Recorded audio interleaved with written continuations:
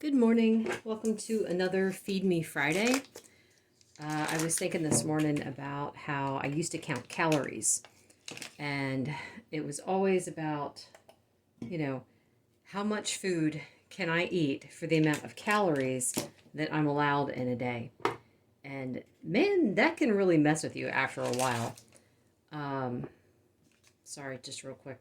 Standard breakfast, steak and eggs. But I made one of these kinds of videos last time. I made a video like this last time where I talked while I was getting breakfast together. And I thought maybe I'll start doing that moving forward. So anyway, it was kind of funny because I don't count calories now. I don't count macros. I just eat the food. But I weigh my food. The reason that I do that is because I know I cannot judge portion size very well. I can't sit there and look at something and say, that's the right amount of food for me to eat. Because if it's sitting in front of me, I'm going to eat it all. That's how it is. When we go out to eat, I have to be careful because I will eat everything that's put in front of me. I have a really hard time pushing something aside and saying, well, I'll just take that home. So anyway, eating at home is the best for me because I can judge better how much I'm eating.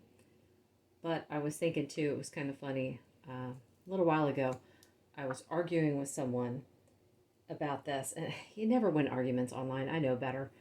But they were saying how, well, you do count calories because you measure everything that you eat.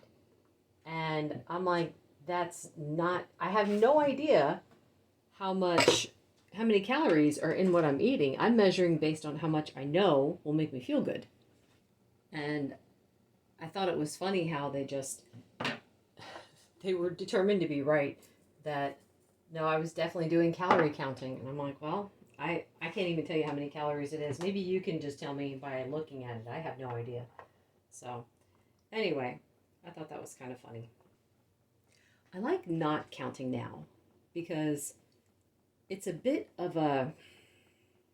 I like limitations because I feel like the limitations, some people, it's like, well, that's not freedom if you have to be limited. It's like, no, you need limitations in order to enjoy the freedom within those boundaries. So I'm fine with the limitations, but I was thinking the limitations that I have now keep me from going into panic hungry mode, which when I'm in panic hungry mode, I can't think of anything except for what I want to eat.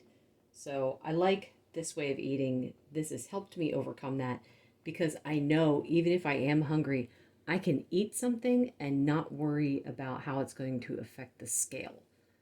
As long as I stay within those boundaries. I need to go get some coffee.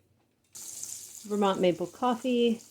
You saw the tablespoon of butter, scoop of collagen, a couple dashes of salt.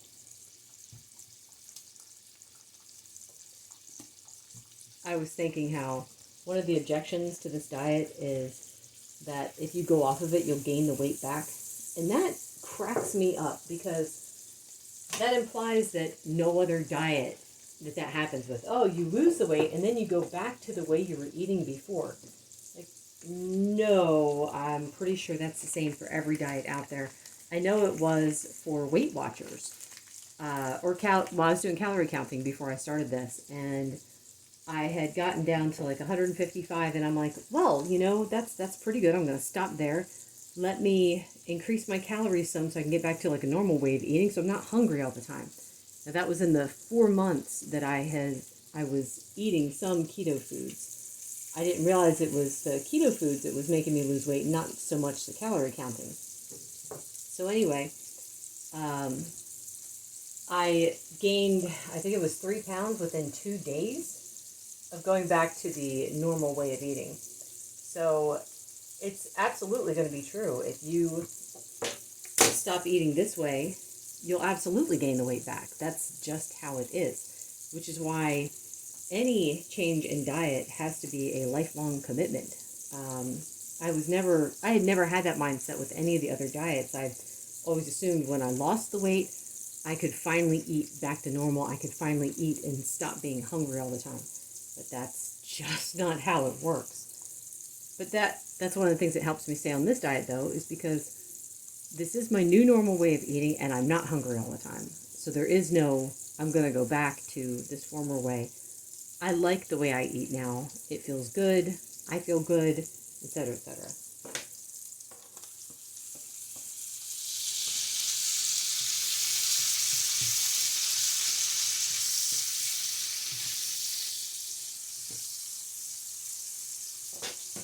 And that's all I got to say for now. See you soon. Lunch is some curry. Recipe is coming. And toasted cinnamon coffee with a tablespoon of butter, scoop of collagen, and a few dashes of salt.